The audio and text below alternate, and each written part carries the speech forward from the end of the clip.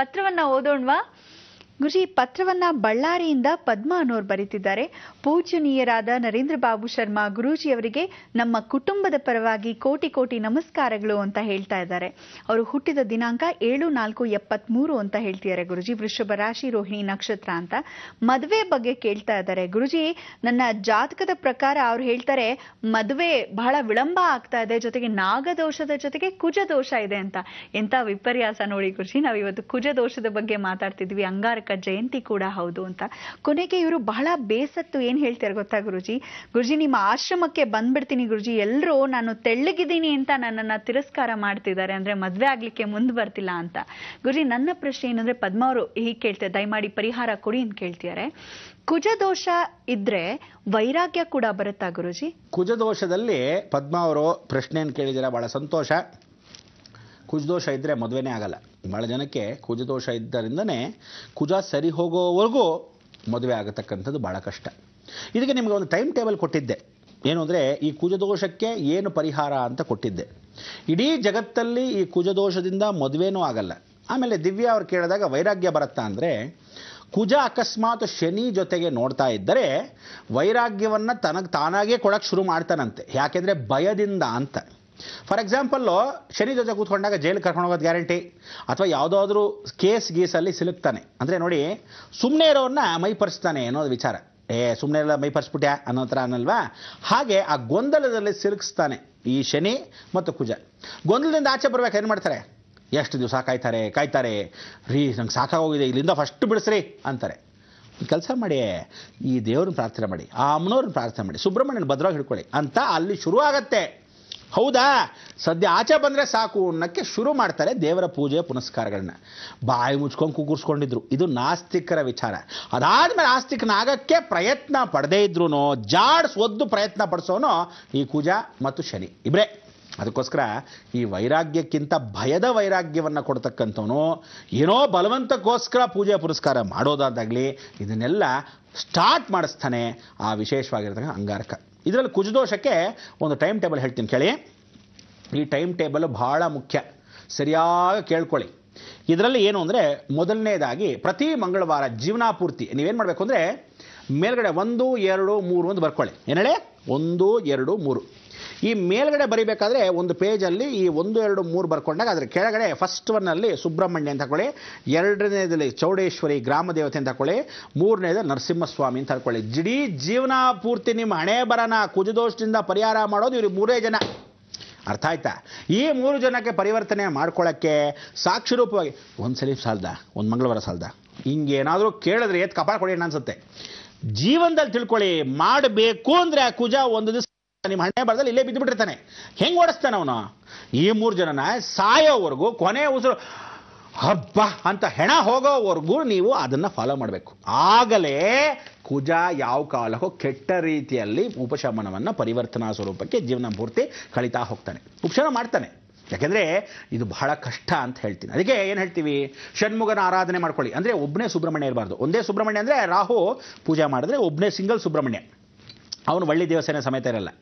ಕುಜ ಆದರೆ ಪೂಜೆ ಮಾಡೋದು ಸುಬ್ರಹ್ಮಣ್ಯನೇ, ಆದರೆ ವಳ್ಳಿ ದೇವಸೇನ ಸಮೇತ, 6 ಮುಖದ ಸಮೇತ, 6 ಮುಖ ಅಂತ ಹೇಳಿ ಅದಕ್ಕೆ ಸೃಷ್ಟಿ ಅಂತಕ್ಕಂಥ. ಆ ಸೃಷ್ಟಿ ಅಂದರೆ ಹಾವು, ಹಾವಿನ ಸ್ವರೂಪದಲ್ಲಿ ಕಾಲತ್ರ ಹಾವು ಇಟ್ಕೊಂಡು ನವಿಲ ಮೇಲೆ ಕುಕ್ಕುರ್ಸ್ಕೊಂಡು ಈ ವಿಶೇಷವಾಗಿರ್ತಕ್ಕಂಥ ಸುಬ್ರಹ್ಮಣ್ಯ ಬಹಳ ವಿಶೇಷ. ನಾವು ಜೀವನಾಪೂರ್ತಿ ಸುಬ್ರಹ್ಮಣ್ಯನ ಮುಂದೆ ಕೂತ್ಕೊಂಡ್ರು ಜೀವನಾಪೂರ್ತಿ ಅವನು ಪರಿವರ್ತನೆ ಮಾಡ್ತಾನ ಅನ್ನೋಕ್ಕೆ ನಿಮಗೆ ಆ ಗುರುಬಲ ಅನ್ನೋದು ಜೊತೆಗಿರಬೇಕು. ಕುಜನಿಗೆ ಸಂತೃಪ್ತಿ ಪಡಿಸೋಕ್ಕೆ ಏಕೈಕವಾಗಿರ್ತಕ್ಕಂಥ ವ್ಯಕ್ತಿ ಜಗನ್ಮಾತಾ ಕೃಪಾ ಕಟಾಕ್ಷದಲ್ಲಿ ಹುಟ್ಟಿರ್ತಕ್ಕಂಥ ಸುಬ್ರಹ್ಮಣ್ಯ, ಶಕ್ತಿ ಕೊಟ್ಟಿರ್ತಕ್ಕಂಥ ವೇಲ್ಮುರುಘ, ಸಾಕ್ಷಾತ್ ಸುಬ್ರಹ್ಮಣ್ಯನ 6 ಮುಖದ ಸುಬ್ರಹ್ಮಣ್ಯ ವಳ್ಳಿ ದೇವಸೇನ ಸಮೇತವಾಗಿ ಮಂಗಳವಾರ ಹಿಡ್ಕೋಬೇಕು. ಅದಕ್ಕೆ ಪ್ರತಿ ಮಂಗಳವಾರ ನಿಮಗಿರ್ತಕ್ಕಂಥ ಟೈಮ್ ಟೇಬಲ್ ಬರ್ಕೊಳ್ಳಿ. ನಂಬರ್ 1 ಇಲ್ಲಿ, ನಂಬರ್ 2 ಇಲ್ಲಿ, ನಂಬರ್ 3 ಇಲ್ಲಿ ಕೆಳಗಡೆ ಸುಬ್ರಹ್ಮಣ್ಯ ಅಂತ ಹಾಕಬೇಕು. ಎರಡನೇದಾಗಿ ಪಕ್ಕದಲ್ಲಿ ಚೌಡೇಶ್ವರಿ ಅಂತ ಹಾಕಬೇಕು. ಮೂರನೇದು ನರಸಿಂಹ.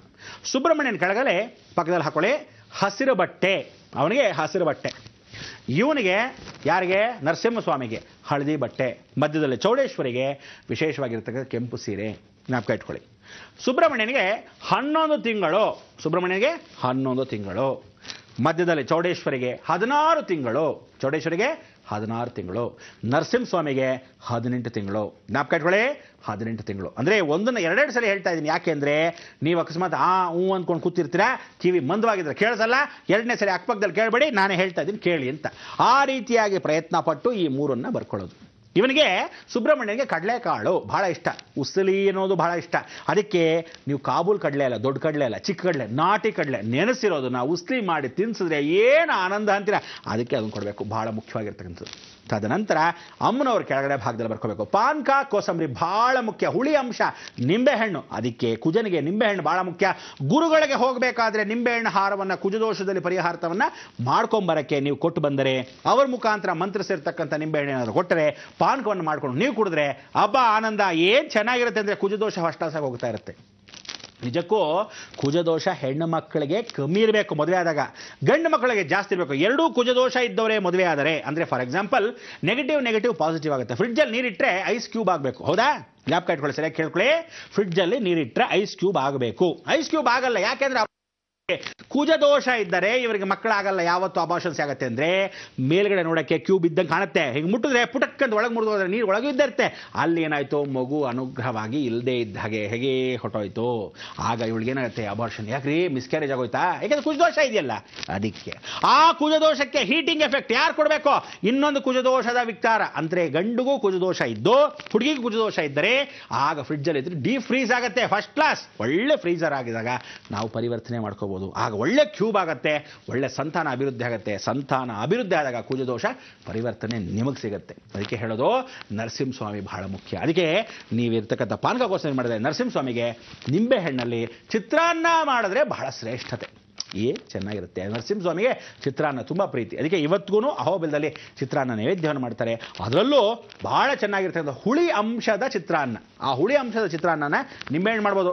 ಹಬ್ಬ ಅಂದರೆ ಮಾವಿನಕಾಯಿ ಸೀಸನ್ದಾಗ ಮಾವಿನಕಾಯಿ ಚಿತ್ರಾನ್ನ ಮಾಡ್ಬೋದು. ಸ್ವಲ್ಪ ರುಚಿ ಬೇಕು ಅಂದರೆ ಏನಾದರೂ ಕೊಬ್ಬರಿ ಹಾಕ್ಕೋಬೋದು, ಹಾಕ್ಕೊಳ್ಳಿ. ದೇವರಿಗೆ ನೈವೇದ್ಯ ಮಾಡುವಾಗ ಇದನ್ನು ಚಿತ್ರಾನ್ನ ಹುಳಿ ಅಂಶದ ನೈವೇದ್ಯ. ನೆಕ್ಸ್ಟ್ ಸುಬ್ರಹ್ಮಣ್ಯಕ್ಕೆ ಬನ್ನಿ. ಆ ಸುಬ್ರಹ್ಮಣ್ಯನ ಕ್ಷೇತ್ರ ಪಳನಿ ಕ್ಷೇತ್ರ. ಒಂಟಿ ಸುಬ್ರಹ್ಮಣ್ಯ ಅಲ್ಲ, 6 ಮುಖದ ಸುಬ್ರಹ್ಮಣ್ಯ. ಅಮ್ಮನವರಿಗೆ ಬಂದಾಗ ಚೌಡೇಶ್ವರಿ ಕೂತಿರ್ತಾಳೆ. ಇವಳೆಲ್ಲ ಕೂತಿರ್ತಾಳೆ? ಇವಳಿಗೆ ಸಾಕ್ಷಾತ್ ತಂಜಾವೂರು ಮಾರಿಯಮ್ಮ ಅಂತ ಕರೀತಾರೆ. ಅದ ನಂತರ ಅಹೋಬಿಲ ನರಸಿಂಹಸ್ವಾಮಿ ಅಂತ ಹೇಳಿ ನರಸಿಂಹ ಸ್ಮರಣೆ, ಅದರಲ್ಲೂ ನವನರಸಿಂಹ. ಅದಕ್ಕೆ ಕುಜನ ದೋಷಕ್ಕೆ ನರಸಿಂಹನ ಸಾಯಂಕಾಲದೊತ್ತು ನೋಡಬೇಕು, ಸೂರ್ಯ ಅಸ್ತವಾದ ಮೇಲೆ. ಜ್ಞಾಪಕ ಇಟ್ಕೊಳ್ಳಿ, ಸುಬ್ರಹ್ಮಣ್ಯನ ಯಾವ ಕಾಲಕ್ಕೂ ಬೆಳಗ್ಗೆ ನೋಡಬೇಕು, ನರಸಿಂಹಸ್ವಾಮಿನ ಸಾಯಂಕಾಲ ನೋಡಬೇಕು. ಇವರಿಬ್ಬರ ಮಧ್ಯದಲ್ಲಿ ಮಠಮಠ ಮಧ್ಯಾಹ್ನದಲ್ಲಿ ಸಾಕ್ಷಾತ್ ಜಗನ್ಮಾತೆ ಚೌಡೇಶ್ವರಿ ನೋಡಬೇಕು, ಗ್ರಾಮ ದೇವತೆಯಲ್ಲಿ. ಅದಕ್ಕೆ ಆದಿ ಮಧ್ಯ ಅಂತ್ಯ ಅಂದರೆ ಬೆಳಗ್ಗೆ ಪ್ರಾತಃ ಕಾಲದಲ್ಲಿ ಸುಬ್ರಹ್ಮಣ್ಯ, ಮಾಧ್ಯಾನಿಕ ಮಹೇಶ್ವರಿ, ಅದಕ್ಕೆ ಚೌಡೇಶ್ವರಿ. ಸಂಧ್ಯಾಕಾಲ ಸ್ವಯಂ ವಿಷ್ಣು ದಿವಾಕರೇಂದ್ರ ವಿಷ್ಣು ಸ್ವರೂಪದಲ್ಲಿರೋ ಲಕ್ಷ್ಮೀ ನರಸಿಂಹನ ಸ್ಮರಣೆ ಮಾಡ್ಕೋಬೇಕು ಸಂಧ್ಯಾಕಾಲದಲ್ಲಿ. ಈ ಟೈಮ್ ಟೇಬಲ್ ಕರೆಕ್ಟಾಗಿ ನೀವು ಮಾಡ್ಕೊಳ್ಳೋದಕ್ಕೆ 2-3 ಪಾಯಿಂಟ್ಸ್ ಇದೆ. ಆ 2-3 ಪಾಯಿಂಟ್ಸ್ಗೆ ಏನು ಮಾಡಬೇಕು? ಇದೊಂದೇ ಸಾಲದು ಅಂತ ಸ್ವಲ್ಪ ದಿವಸ ಕಾಯಲೂಬೇಕು.